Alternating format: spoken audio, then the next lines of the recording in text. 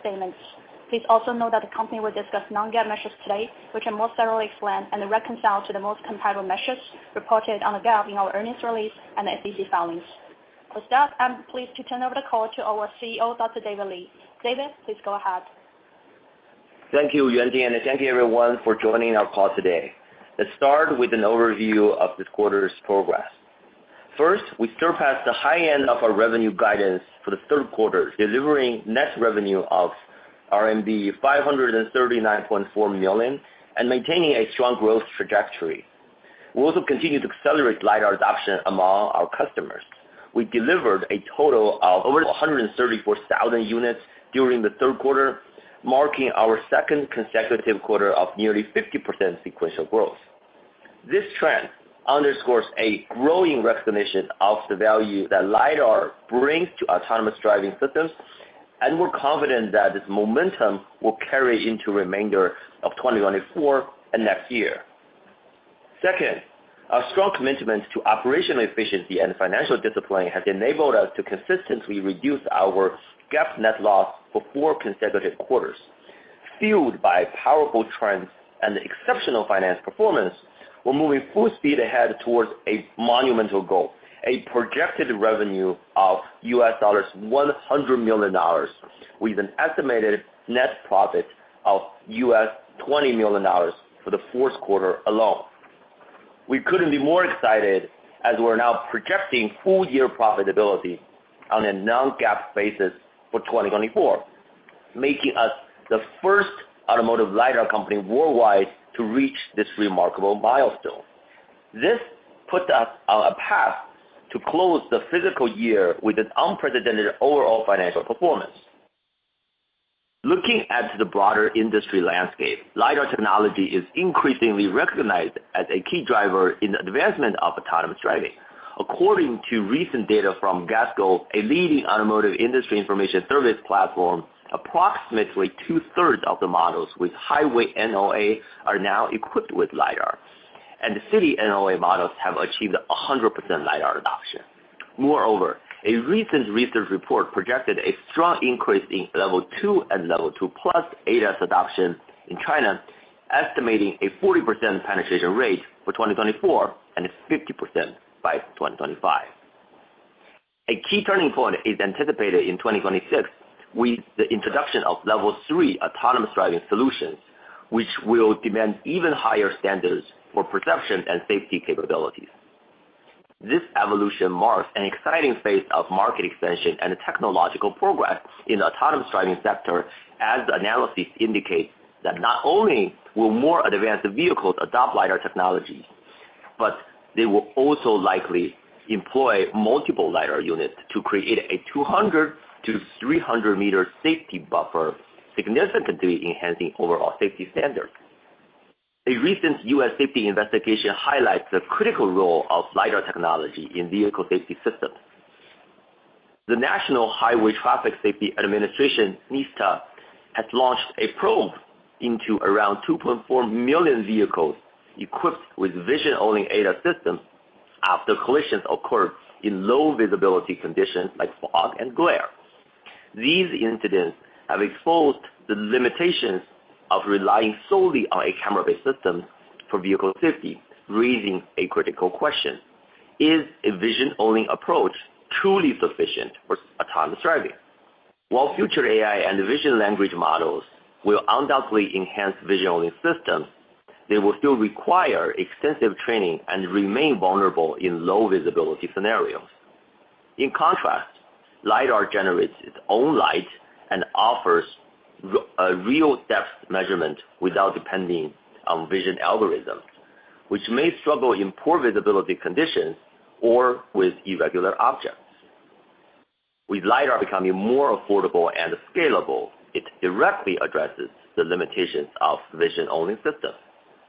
We believe that adopting LiDAR, which functions like an active seatbelt or airbag alongside with cameras, is essential for improving safety in autonomous driving, making it as safe, if not safer, than human drivers.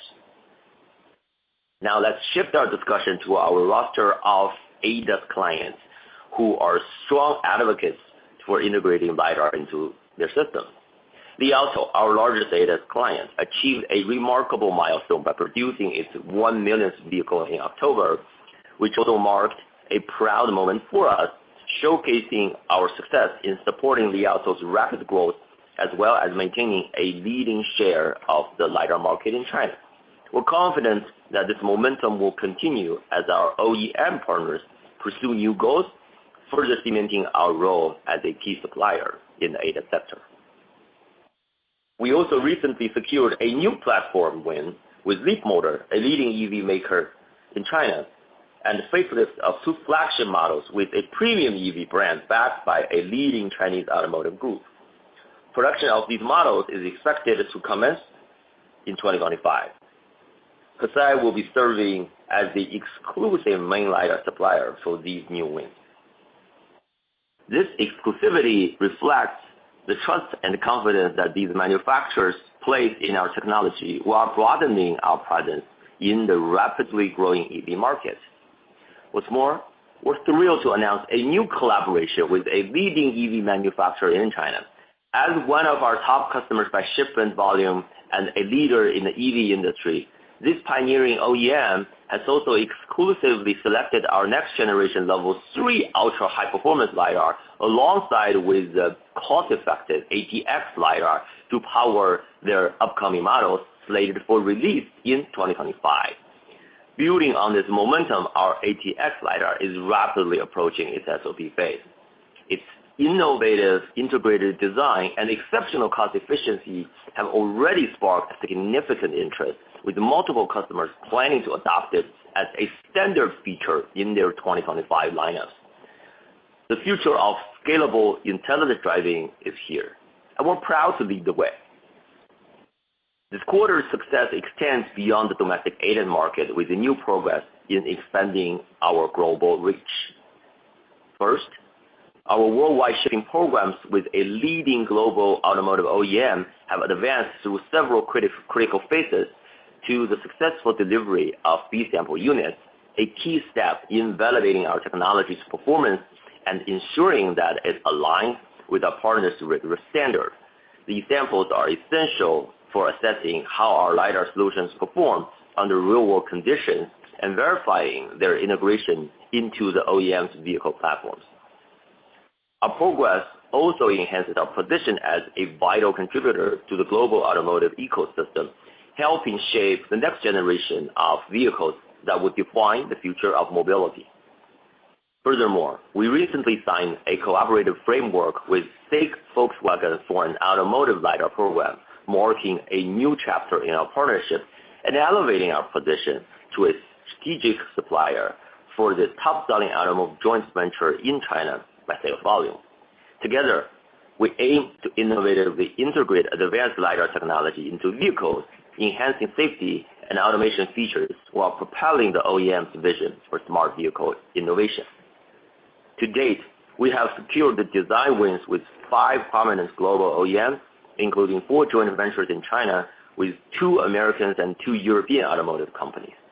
These joint venture collaborations enable us to leverage our partners' established networks, resources, and expertise. Their guidance has been instrumental in enhancing our collaborative capabilities, helping us streamline operations and meet global standards more effectively. We believe our strategic alignment will position us to capitalize on emerging opportunities and pave the way for our participation in the global supply chain. Our efforts to expand our global footprint across broader Asia market have also yielded promising results. We're delighted to announce 2 newly secured development projects, both proof of concepts POC programs with a top 3 OEM in Japan. These programs cover both Level 2+ passenger vehicles and Level 4 robotaxi applications, highlighting our growing influence and capabilities in diverse segments of the ADAS and AM market. Securing these POC projects with a leading OEM in Japan underscores the trust placed in our technology and expertise, while providing a valuable opportunity to showcase our LiDAR system's functionality across various scenarios. Currently, we have 4 POC programs underway with 3 global OEMs and we're excited about the potential of these partnerships as they move into the next phase. Over the past 2 years, both Hesai and the broader LiDAR industry have largely concentrated on the ADAS sector, which has seen substantial growth driven by rapid advancements in intelligent driving, particularly in China. While the ADAS sector will remain a key focus, we're also committed to exploring the opportunities in the broader autonomous mobility market, where we have traditionally held a significant global share. As a market that prioritizes performance over price sensitivity, autonomous mobility offers exciting growth opportunity as a new, valuable use cases to continue to emerge. In September, we unveiled our latest flagship 360-degree mechanical automotive-grade long-range LiDAR OT128 at the 2024 IAA Transportation Fair in Germany, inheriting 95% of the key components from Hesai's best-selling AT120P ADAS LiDAR. OT128 boasts a point rate of 3.45 million per second and a 200-meter detection range at 10% reflectivity. This high-performance 360-degree perception LiDAR with a market-proven vertically integrated architecture makes OT128 an ideal solution for scalable applications, including robotaxis, industrial robotics, smart factories, and logistics. OT128 also integrates Hesai's proprietary all-weather perception system, the intelligent point cloud engine, to enable effective detection of rain, fog, exhaust fumes, and water splashes, distinguishing it as a unique and innovative mechanical LiDAR offering in the market. Since its debut, OT128 has made a strong impression in the market, emphasizing our technology's potential across diverse application scenarios and autonomous systems. We have already secured contracts for OT128 with 90-plus global and domestic clients, such as WeRed, Westwell, Embotech, and EasyMile, and the production and delivery have already begun.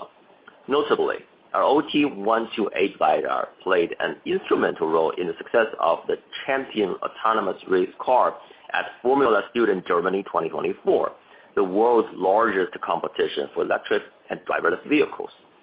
These early successes highlight the growing recognition of our advanced LiDAR solutions across a wide range of industries.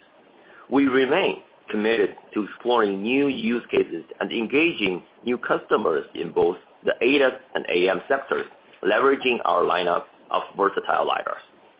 Last but not least, I would like to introduce Mr. Andrew Pham, who has recently joined Hesai as our new CFO.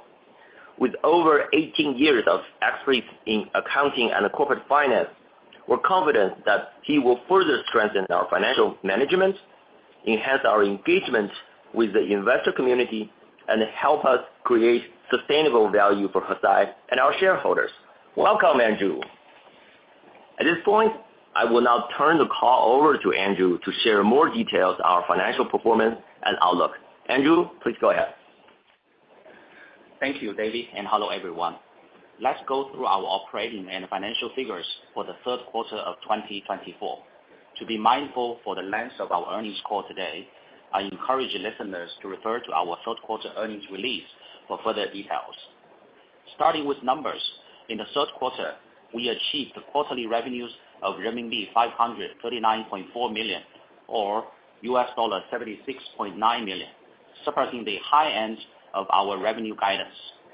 The robust momentum across our revenue streams was supported by strong LiDAR shipments of over 134,000 units this quarter, marking our second consecutive quarter of nearly 50% sequential shipment growth. Shipments this year are distributed more broadly across a diverse range of customers, reflecting a significant increase in customer diversification compared to the previous year. Meanwhile, our blended gross margin remained robust at approximately 47.7%, thanks to effective cost management and our flywheel approach to cost and scale optimization. The margin was further bolstered by NRE revenues from our L4 LiDAR, which is being prepared for potential large-scale deployment, by a leading global robotaxi player in the coming years. As a result, our quarterly GAAP net loss has narrowed for 4 consecutive quarters. This consistent improvement reflects our commitment to operational efficiency and financial discipline, enabling us to better manage resources while focusing on sustainable growth. Looking ahead, we are expecting a record-breaking fourth quarter, with light shipments projected to reach 200,000 units, and accounting volume nearly matching our total shipments in 2023. Based on our current estimates, fourth quarter net revenues are expected to soar to nearly $100 million, delivering an estimated net profit of $20 million and a positive operating cash flow. Additionally, we anticipate achieving full-year profitability on a non-GAAP basis for 2024, positioning us to become the first automotive LiDAR company worldwide to reach this notable milestone. This anticipated explosive growth underscores our unstoppable momentum as we drive towards a landmark fiscal year finish. We would like to remind you that this outlook is based on the current market conditions and reflects the company's preliminary estimates of market and operating conditions and customer demands, which are all subject to change. In conclusion, our strong market acquisition capabilities, robust financial performance, and commitment to operational excellence have positioned us for a successful close to 2024. We are proud of the progress we have achieved and are enthusiastic about the opportunities ahead. Thank you for your continued trust and support as we work to build a stronger future for Hesai and the global industry. This concludes our prepared remarks today. Operator, we are now ready to take questions. Thank you. If you wish to ask a question, please press star 1 on your telephone keypad and wait for your name to be announced. For the benefit of all participants on today's call, if you wish to ask your question to management in Chinese, please immediately repeat your question in English. For the sake of clarity and order, please ask one question at a time. Management will respond, and then feel free to follow up with your next question. Your first question comes from Cindy Huang with Morgan Stanley. Please go ahead. Hi, thanks for taking my question. This is Cindy from Morgan Stanley. So my first question is, what's the latest development of the contention between Hesai and US DOD? And while the dispute involves no ban, when do you expect the overhang could be fully removed? And are all projects scheduled for 2025 launch in the United States or still on track?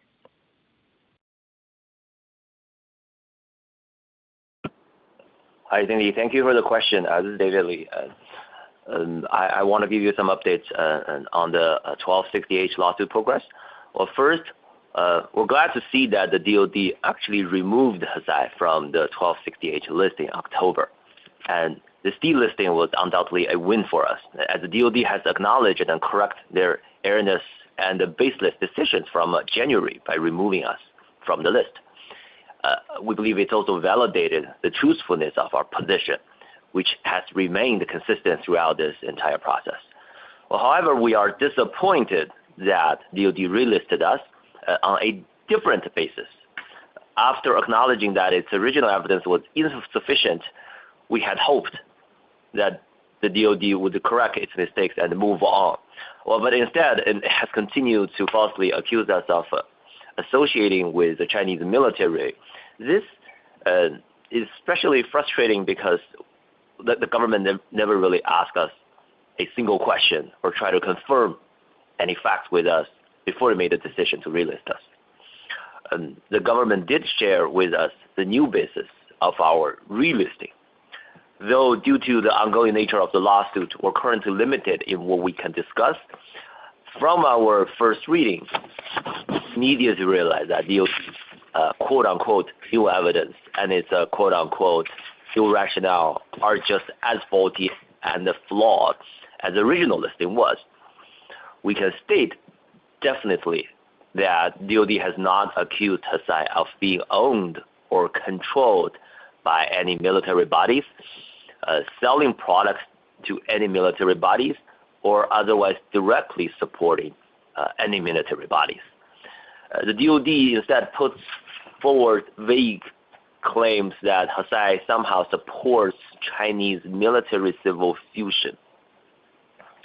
And protecting the interest of our shareholders remains our top priority. We've been very transparent and consistent in sharing these facts. But the moment when the DoD released us, it challenged our integrity. It also caused confusion for our customers and investors, and they were concerned that we might be hiding something. We will continuously seek open dialogue with the DoD so that we could correct those errors, while we look forward to providing that the government's new analysis is unlawful in court in the coming month. And these are the current status of the 1260H situation. Cindy, do you believe this is helpful? Yeah, that's very helpful. Thanks for the callers. Great. I think in the prepared remarks, you also mentioned Hesai will achieve GAAP net profit in 4Q. Should we expect 2025 to be the first full year GAAP profitable as well? Thank you, Cindy. This is Andrew, and let me take this question. Before I address this question, let me express my gratitude for your continuous support to Hesai, and I look forward to all of you in the future together with Hesai's IR team. For this question, we are happy to share that we are on a steady path towards profitability in the fourth quarter of this year, a major milestone for us. Q4 is set to be our peak season every year, with projected revenues approaching $100 million and the deliveries reaching 200,000 units, an unprecedented achievement since our inception. Besides, our cost management remains robust, ensuring financial strength as we scale up mass production. To our knowledge, no other player in the global LiDAR industry matches our financial resilience while operating at such an impressive delivery schedule. As highlighted in our financial statements, our Q3 gross profits nearly doubled year-over-year, while operating expenses grew by only 10% year-over-year, showcasing our exceptional operating leverage. We also anticipate the blended gross margin for Q4 to exceed 40%, with operating expenses remaining stable quarter over quarter. Additionally, our average quarterly other income and interest income typically are around 30 million RMB, positions us well to reach break-even in Q4. Taking it to the next level, we have received additional payments from a leading customer, propelling us toward an estimated $20 million net profit in Q4. This is an incredible achievement and a testament to the solid financial foundation we are building as we continue to drive growth and scale our success. Hopefully that covers your question. And for 2025, I think what's relevant to your question, Sandy, so our top line growth will be very solid because more and more customers, both domestically and internationally, are adopting the LiDAR. We see the penetration rate has been ramping up very fast. And on the other side, cost is well controlled, expense will be well controlled. So for full year 2025, we'll be targeting for profitability as well.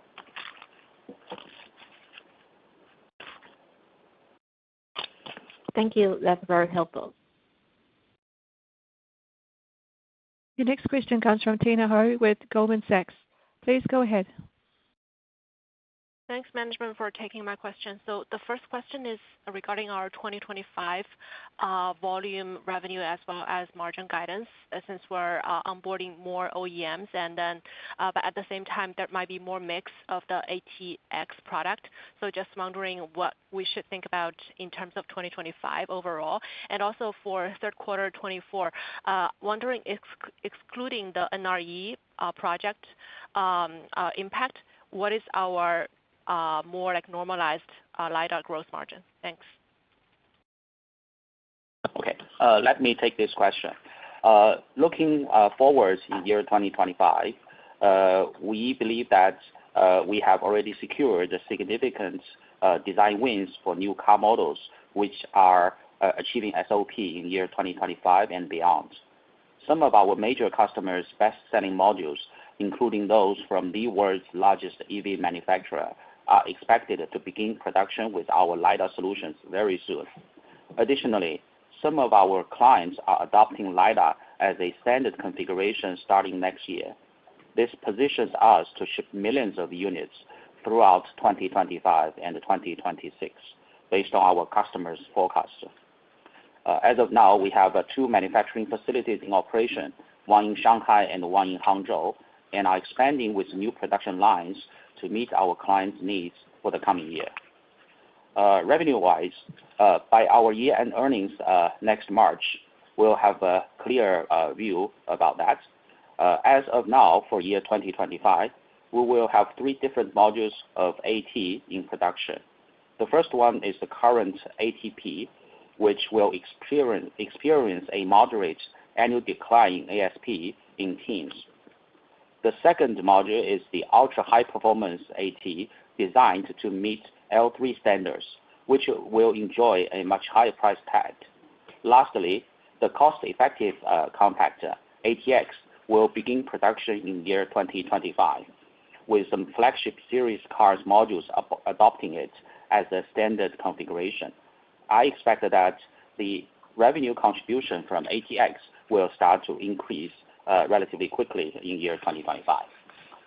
Second question about Q3 margins. If we exclude that NRE revenue, I would expect that this will be largely the same as our normalized quarters, which is about 40% plus gross margins. That's very clear. Thanks. Your next question comes from Zhang Yu with Huatai Securities. Please go ahead. Hi, David Yuanting. Thanks for taking my question. My first question is about robotics. I want to know currently what's the main LiDAR production for the customer in robotics, and in the long term, what are the technology difference between the robotics and the ADAS era, and the difference in ASP? Thank you. 我想问一下，就是我们现在是哪款雷达主要给这个机器人领域用？然后长期来看，不知道机器人领域的这个雷达，在技术上和 ASP 上和车载领域是不是有差异？谢谢。Let me address these questions in English first. For the industrial robotics applications, e.g. in logistics and hub operations, they are rapidly growing, and we have successfully secured some new orders from both domestic and international clients. Regarding the product series that we are selling to these segment markets, I think Panda, OT, XT, etc. These are all have their own clients. Whether through autonomous vehicles or robotic platforms, our goal is always to deliver superior services and experiences to our users in alignment with our mission to empower robotics and elevate lives. Regarding the ASPs, I think we have to monitor the development of the revenue contributions from different clients from different segments. We'll have to give you a clearer forecast when we see more visibilities from the revenue contributions. Hey, this is David Li, and I wanted to give a few more remarks regarding the robotics industry. First, let's define robotics. I think it's pretty much everything we cover that's not ADAS and not strictly robotaxi. Okay, so a few direct comparisons. First, the robotics LiDARs, the ASP is much higher than ADAS because of the volume, right? When we talk about ADAS, we're talking about close to 1 million units a year volume, and even bigger very soon. And for robotics, it's still in the tens of thousands at the most optimistic side. And secondly, it's about application on the technical side. And for ADAS, as we clearly see, it needs extremely miniaturized packaging as well as a forward-looking, like a box looking forward, right? For most of the robotics applications, that is not the highest priority. The priority is to cover wider FOV, hopefully with better resolution. It does not need to see longer range. So as a result, for longer range, we have a OT, and for shorter range, we have XT and QT. And it's a different type of product.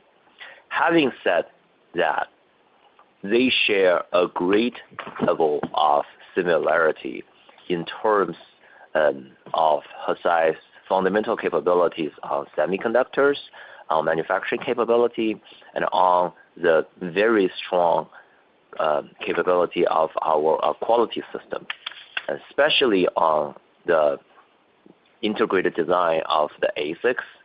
And you might think that the ADAS LiDAR and the robotics LiDAR vary a great deal in terms of functions and performance, etc.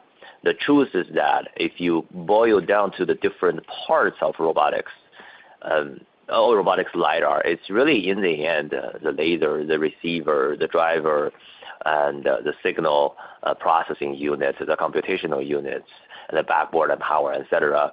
If you break down them into each of them, a lot of them we already have a proprietary chip that can support both ADAS and robotics.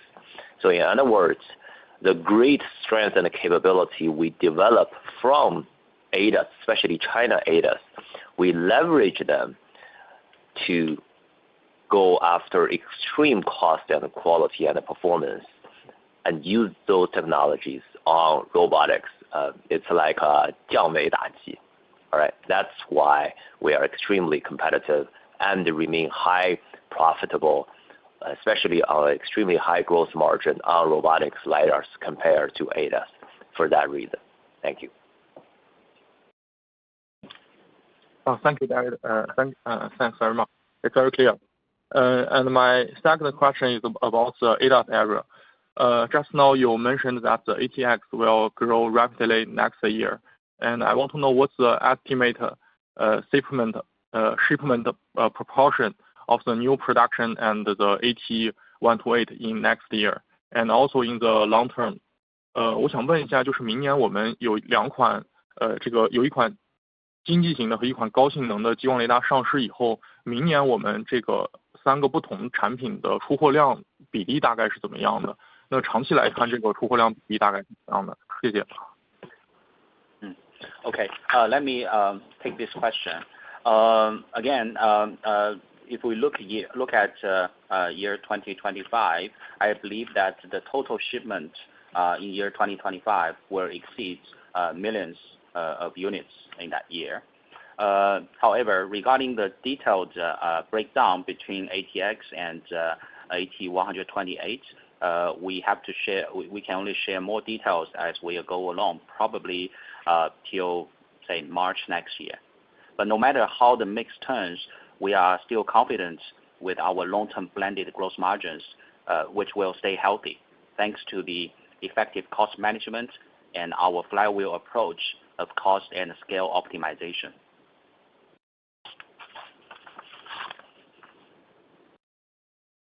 Thank you. Thanks very much. That's all my. Your next question comes from Olivia Zhang with HTI. Please go ahead. Hi, thanks for taking my question. This is Olivia from Haitong. My question is, Huawei has become an important role in intelligent driving market. I want to know, I know we have established cooperation with some OEM brands in the Huawei ecosystem. So how do we see the cooperation going forward? 我的问题是，华为在国内智驾市场影响力逐步增强，我们公司如何定位与其他这些合作的品牌厂商的合作关系？我们后面该如何预期他们的一个销售量？谢谢。Thank you, Olivia. This is David Li. Yeah, sure. Let me try to clarify our view on the collaboration/competition with Huawei. Right. First, Huawei is a very competitive player. Right. As of now, I use a Huawei trifold phone and a Huawei watch, which are very good products. So they build very good products. And having said that, I feel like our competition against Huawei is a clear situation in the sense that as far as what we see today, and the people who use Huawei LiDARs are within the Huawei ecosystem, namely the Wenjie, Xiangjie, Zunjie of the world. And they not only use Huawei's components, they use Huawei's solution at a system level. So they essentially use everything from Huawei. And we believe for that reason, it's unlikely that we will become an individual component supplier within the Huawei ecosystem today, because we only sell components, right? We don't sell solutions. And so that's why today the market has been sort of divided between the Huawei's brand and their own supply chain and the rest of the world. And so far, it seems to be very clear for both sides. Our goal, of course, is to hopefully maximize our market share in our own world. So that has been our strategy. Of course, having said that, there are overlaps. There are brands who have their Huawei cars and have their own branded cars. We have a few of OEM customers are like that. But in my mind, it works the same way. The car models, they work with Huawei system. It's very likely it will have only Huawei LiDAR, no one else's LiDAR. That has been their strategy. The cars that OEMs build with their own effort will have very little or zero Huawei components. That's the market we're going after, and we have been fairly successful in working with those customers when they don't use Huawei solutions. And our belief is that in the end, Huawei would continue to have a significant share as a OEM, but the rest of the world is still much bigger, and we'll also continue to work with our global customers who are not working with Huawei today. Thank you, David. That's super clear. That's all my questions. Thank you. Thank you. Your next question is a follow-up from Cindy Huang. Please go ahead. Hi, thank you for taking my question. I have a follow-up question on OT128. Who will be the first batch of customers adopting this new product? And also, can we also get some update regarding our partnership with Cruise? Okay, let me take this question.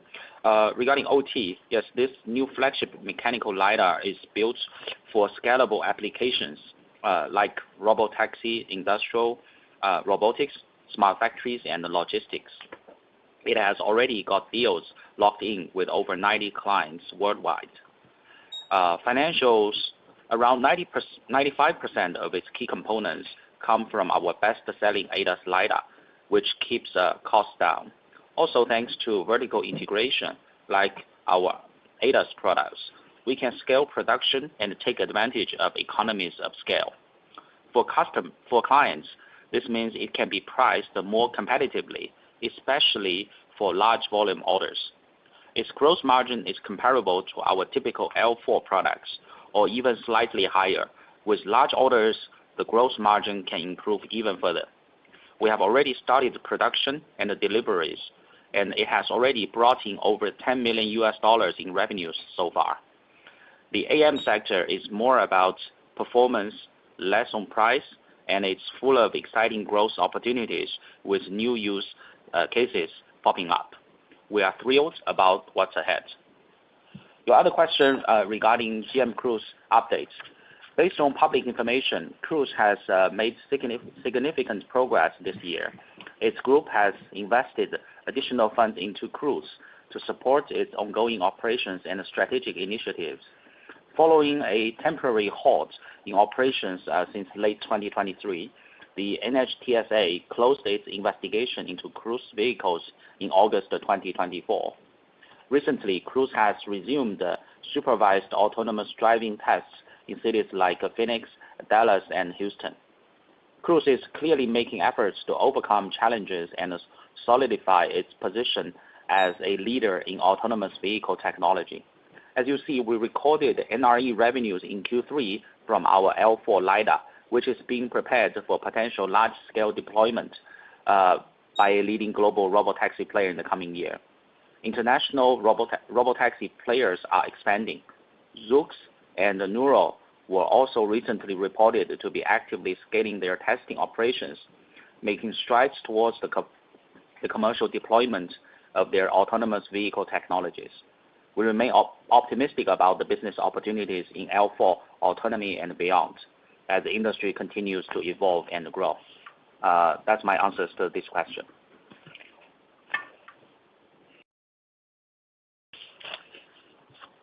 Yeah, that's very clear. Thank you. Your next question comes from Jeff Trung with Citi. Please go ahead. Hey, hi, this is Jeff from Citi. Excellent result and the guidance.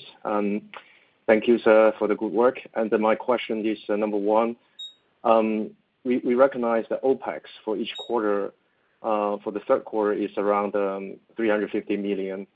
And in order to approach a 20% net margin level into the fourth quarter, the OpEx into the fourth quarter will be around 250 million. So could you let us know what should be the normalized OpEx going forward into 2025? Number one. Number two is about the low season impact into first quarter 2025. As we all know that there should be a potential pre-buying happening in the fourth quarter this year, result in a sloppy demand growing into the first quarter potentially. So could you give us the margin guidance into first quarter and also the normalized GP margin guidance throughout the 2025? Those are my first two questions. Thank you. Your first question regarding OpEx.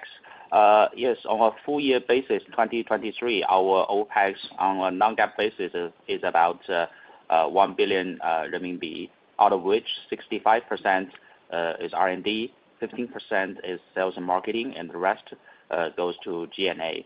On a full year basis, we believe that 2024, the OpEx will grow by less than 5% on GAAP basis and 10 to 15% growth on non-GAAP basis. For year 2025, we have committed to take more active expense management to ensure a better efficiency and financial discipline. That actually is my response to your question for OpEx. Regarding the guidance on Q1, typically, due to the seasonality reasons, Q1 tends to be weaker than Q4 on a quarter-over-quarter basis. But in order to give you a clearer guidance for Q1, probably we have to wait till end of this year. Okay, thank you. I have no more questions. Thank you.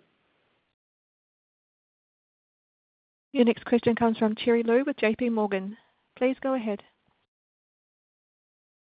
Yeah, thanks for taking my questions. I can actually just have one question about the ATX. I'm wondering, among your 75 design wins, how many of them are kind of pending SOP, and how many of that will be for ATX? And also for the security design wins, I'm wondering, do you see any clients willing to kind of switch from the AT12A to ATX for better cost structure? And how do you think of that potential trend? Thank you. Thank you for the question. So maybe I'll first give you a more fair comparison of the product ATX versus AT. Right? So the AT started its journey of SOP in July of 2022, right? So which means that ATX is 2 to 3 years behind AT. It has a equally competitive performance, and some parts are optimized, sometimes are slightly worse than AT, but overall it's a highly competitive product, but it's a much more affordable one, right? It's in the $200 range. So which means that for people who are looking to do similar level, which is the level 2+ driving with AT, it's a natural and a rational choice. By the way, it's also smaller, right? So it's a natural and a rational decision to switch from AT to ATX, as long as they can accommodate the change design. And it's really because the ATX is our 4th generation semiconductor. It has a lot of new innovations in making sure that we process a large amount of a point cloud with a very low power and a low cost. And on top of it has additional features like the IPE, the intelligent point cloud engine to analyze different weather conditions, etc. It has a lot of great features. So that's why the takeaway is that for anybody who's looking at the similar level of performance of AT, it's kind of a no-brainer to switch over as long as you can accommodate the engineering changes and you can enjoy the saving. However, if you look at the direction the industry is moving towards, especially the fact that for the past year we see great trends of adoption of LiDAR. To me, it's not only a signal of the increased demand of LiDAR and intelligent driving, it's also a statement on the value of such a system creates. So naturally, when it creates more value, people want more and a better version of it, which what we call is level 3, right? So if you look at the global level 3 market, we already announced we have a global design win as one of the most famous automotive brand in the world. And that's the level 3 system. That is a much higher price, much more powerful in terms of everything, in terms of distance, resolution, capability. So that will be a much higher ASP product. And that is in the AT512 family. So that's why it is true that a lot of the customers will be using ATX while they already use AT. They will also have a premium trim line with strictly level 3 functions with a much more powerful LiDAR to handle the different conditions with close to 10 times of the resolution and roughly 50% of the distance increase. So that's the situation we're facing. And are there more to it? Yeah, hopefully this answers your question. Yeah, that's very helpful. May I just follow up that could you share a bit color in terms of the price gap between your ATX and also this advanced AT product? Thank you. So without disclosing the actual numbers, because it's always case by case depending on the volume and SOP time, and ATX is a $200 range LiDAR depending on the configuration, could be higher or lower. The AT512 family, which will remain at the AT range, which is more than double of that. It's a much more expensive LiDAR, but again, it handles level 3 functions. So the value proposition is a completely different equation. That's very helpful. Thank you, David. And we are hoping to ship the ultra high performance LiDAR, which is in the family of AT512, starting from like 2025 or 2026. And shipping overseas will enjoy a better margin as well. Okay. Understood. Thank you, Yuanting. Thank you. As there are no further questions, I'd like now to turn the conference back over to the company for closing remarks. Thank you once again for joining us today. If you have any further questions, please feel free to contact our IR team. This concludes today's call, and we look forward to speaking to you again next quarter. Thank you.